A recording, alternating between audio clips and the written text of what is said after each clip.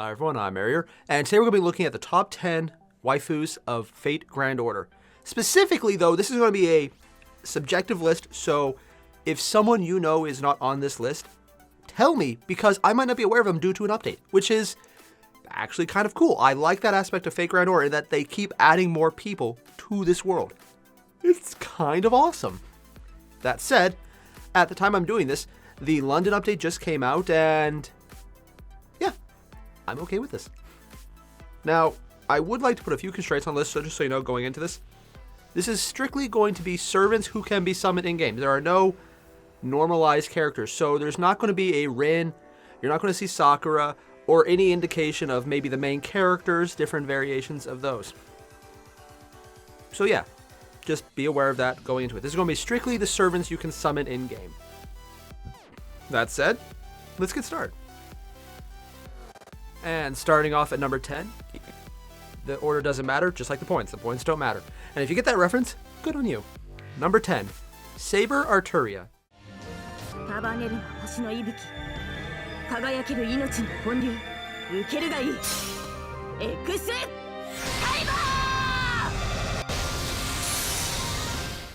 Specifically, when you say Sabre, this is the face that comes to mind. Yeah, you know what I did there. She is the default Sabre due to having been the original one in Fate Stay Night. She then carried over into Fate Zero and has been a constant favorite for many fans of the series, including its creator, who has since put her face on everything. Oh dear God, it is everywhere. And for good reason. Her character arc was interesting in Stay Night, and her abilities, just the fact that she has Excalibur alone, I can English. Excalibur alone means that she is one of the more powerful characters, and the game has recognized that. In any match, she is definitely a good choice to get.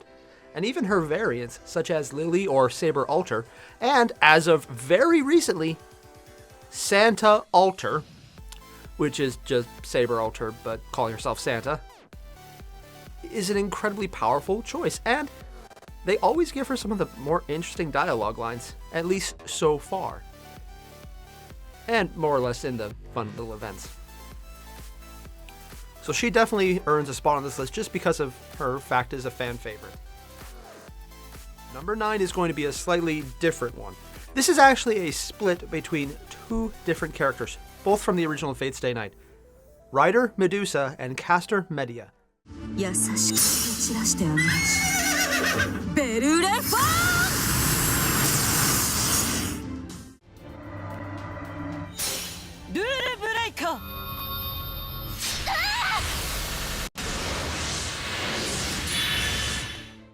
Now, the reason I'm putting them in the same category is because they have more or less the exact same appeal in the waifu sense. Both are former monsters, or in Medea's case, monsterish activities, that they did not truly wish to commit in their mythology in-game. In Rider's case, it's because in the Fate Heaven's Feel route, she is one of the main characters, and due to the fact the anime is coming out soon, we'll be able to explore more of that, rather than the Fate Stay Night route, which she's just killed off on quickly, and Fate Unlimited Blade Works, where she's kind of a non-entity. And for Caster Medea, where she shines is actually more in fan work, where she's given more character, or in Fate Carnival Phantasm, where everyone's allowed to be silly, and you truly get to explore the sides of Caster that are not as honestly creepy as skeleton summoning and fucking around everyone's everything. Yeah, okay, she scared the fuck out of me in the actual show. Yeah. But due to everything else, she's become a fan favorite, and the fact that she's summonable in-game means that you have some truly cool abilities. Number 8. Now, this one I'm a little hesitant about because it's a Sabre face, so I deserve any heat I get for that. Ruler Jeanne d'Arc.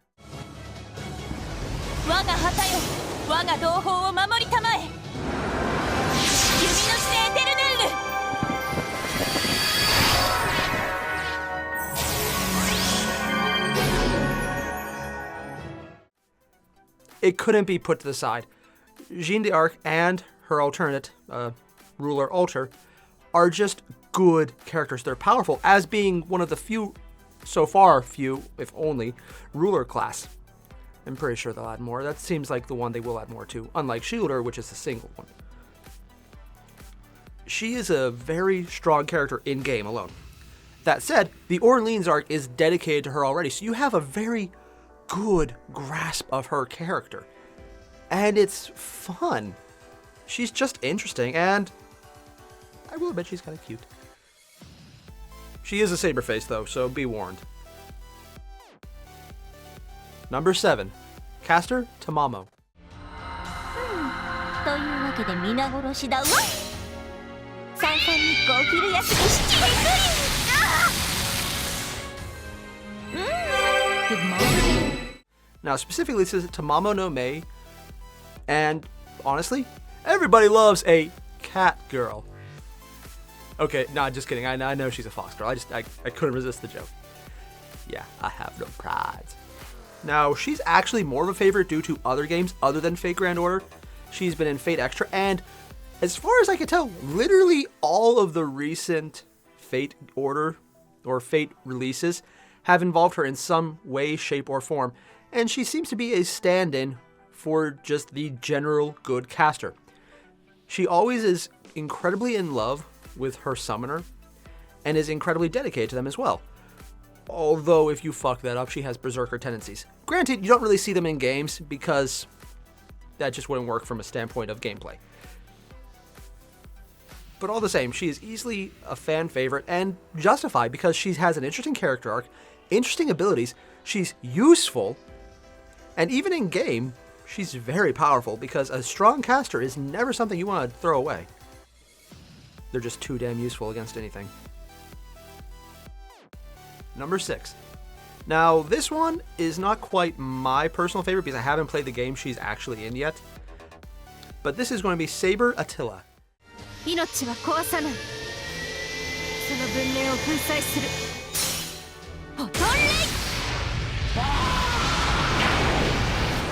Now, Attila is interesting because she is not a saber face for once, and she was one of the main focuses of a game. I say that because I'm pointing to you, Nero. You know what I mean. Sabre Arturia was supposed to be the gender bent, which is something Nazuverse does a ton, Attila the Hun. Except in this mythology, she is not a Hun, and she is actually a thousands of years old bioweapon, essentially, that had landed on Earth and was supposed to destroy everything. The fact that she's also one of the most powerful characters in Fate Grand Order is actually a nice additive. If you ever find her on your team or you're lucky enough to summon her quickly, she is not a bad choice. And the fact that she just has that broken bird quality is actually appealing to many people. Personally, I just like the fact that she's absurdly overpowered and her attack moves are honestly insanely cool looking. Yeah, not even going to lie, that is literally my personal favorite part about her. She is literally one of the coolest attacks. Also, you can now have Alexander the Great and Genghis Khan at a party, because that's a thing now. Yeah. Number 5. Lancer? Oh, this one's going to be a doozy. Lancer Scotch. Fuck it.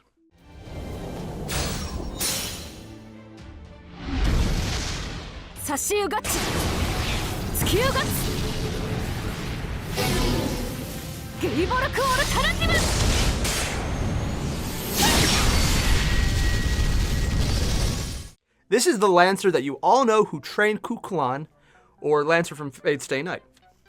She is a dark bodysuit wearing immortal who is actually quite interesting because in the story of Fate's Stay Night, she ain't dead.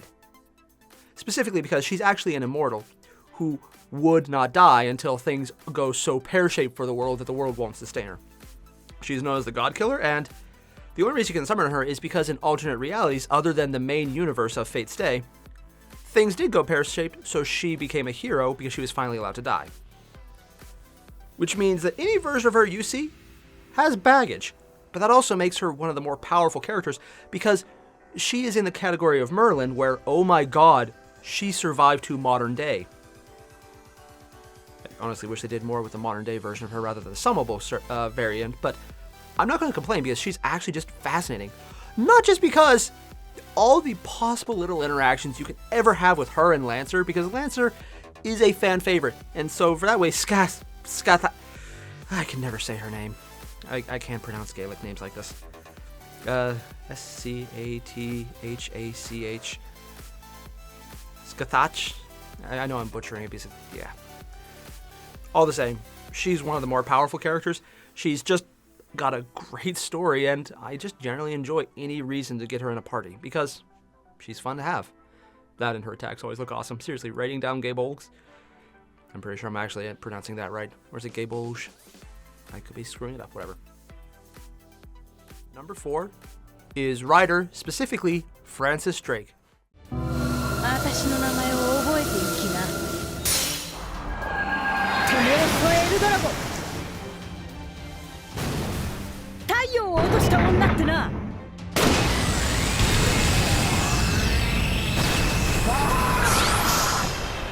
Now, while she also has her own chapter in Fate Grand Order right now, I'm not going to spoil that one. I'm going to try to avoid that.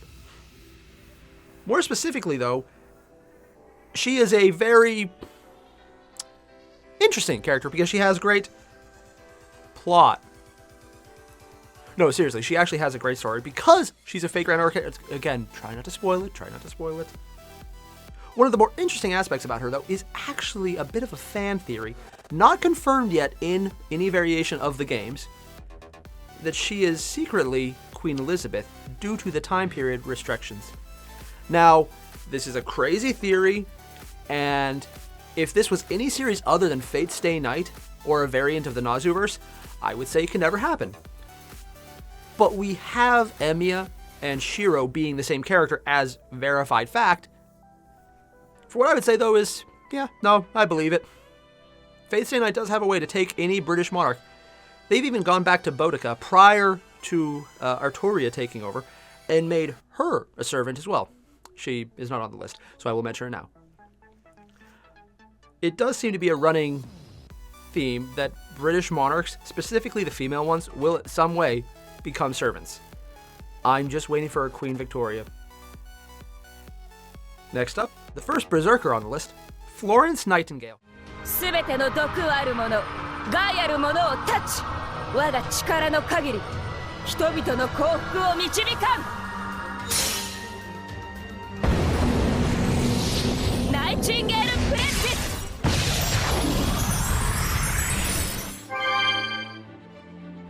Now, I will be completely honest, I have not got to her content yet, but I know she is recently added in.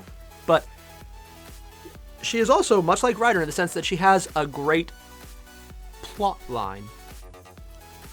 Florence Nightingale was the mother of modern nursing. I love the fact that they brought someone who was known as a healer in as the berserker class. It is truly something I just find personally amusing, and I love that addition. And number 2 is actually a special request that I could not turn down because plot. Yep, definitely plot. Minamoto no Yorimitsu. 五頭天皇東方神帝釈天金剛神すなわち聖仙骨より作られし神の今こそ来たりてあらゆる敵を撃滅し釈大官員金剛書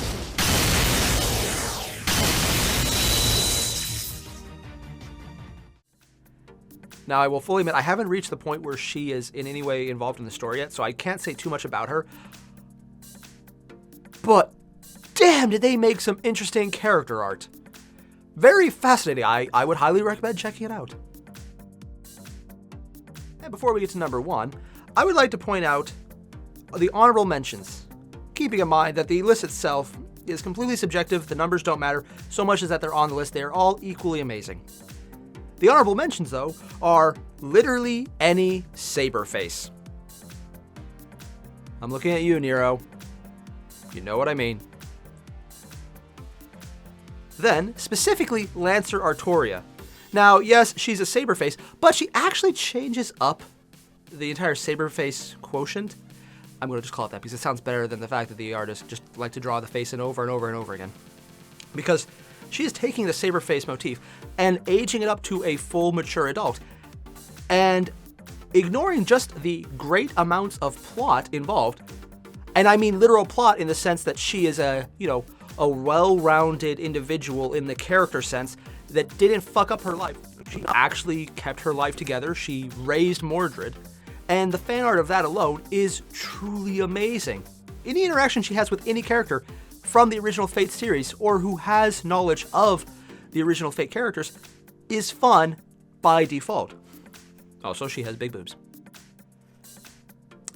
The third honorable mention is Femme Gil. Now, personally, I don't get this one. It's Gilgamesh. It's a female version of Gilgamesh. Apparently, that is now a thing in canon.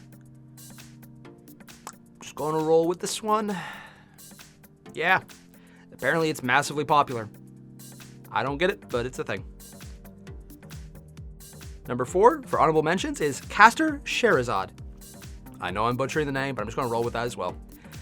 The reason she's on this list is because she is actually the storyteller from 1001 Arabian Nights. And I just find that personally fascinating that they took the time to bring such a famous storyteller in story into this world. In the story of 1001 Arabian Nights, every night for 1001 nights, she had to tell the Sultan a story so that she wouldn't be executed. And she did. The stories we know of Ali Baba, of Aladdin and the Lamp, these are all stories told by her in her own novel, which is an ancient work, and it is personally fascinating that they brought her in. Also, great plot. And finally, this is actually an odd servant choice for Fate Grand Order because it was a temporary servant only available in Japan, taken from a different Fate game, and at this point has no indication of ever coming to America because it was an event, a specific event that you cannot actually get her for long term. Passion Lip. What's interesting about her is that she's actually a extra character in the sense that she doesn't take her power in universe from the Throne of Heroes. She's not a hero, but she is a summonable servant temporarily. You can't ever earn her permanently. She is a combination of 3 different goddesses summoned into a set location, the Moon Cell. Again, separate game, not Fate Grand Order, but they brought her in for an event. She also looks like a Sakura Mato type character face. It's kind of like a Sabre face, but for a Sakura face. It's apparently a thing that's starting to happen now. And she has massive claws. They're actually kind of freaky large claws. It's kind of terrifying. It's like Edward Scissorhands, but bigger. And finally, for the number 1 waifu in Fate Grand Order, Shielder Mash.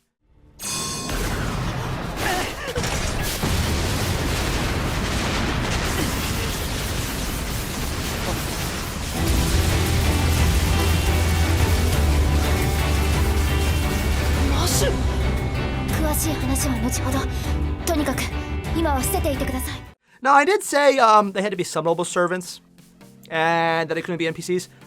Screw you, this is my waifu. Yeah, no, I don't care if it was wrong. I'm going with this one. Shielder Mash is definitely the number 1 waifu in this game. And if you disagree with me, okay, yeah, that's fair. This is, again, a subjective list, but she literally just hits all the waifu buttons. She's powerful. She is interesting to talk to. You get to watch her character grow throughout the entire arc of the game. She is a central character and she is a servant. She is the only Shielder variant in the entire game. Not just the game itself, but the entire Nazuverse does not have another Shielder equivalent yet. Give it time, they will. And frankly, she's one of the more interesting characters. So while the other 9 and all the honorable mentions might not be in any specific order, Shielder Mash is definitely number 1. She earned that spot just through the sheer awesomeness of her character, and she is one of the reasons the game is so good, because she carries it. Also, she's damn pretty. So all the same, everyone, thanks for watching. If you don't disagree with this list, cool! And if you do, tell me down below, who did I miss? Who should I add into the next one? Because I probably will do a next one because they are going to update this. There are going to be more servants added, and that is amazing. I love that this is a growing game still. Even years later, even though they're still bringing it over to English, and there's parts that aren't even going to make it over here probably, there's more to it. And that's just great. So all the same, everyone, thanks for watching. Don't forget to leave a like and subscribe, and see you in the next one. Later.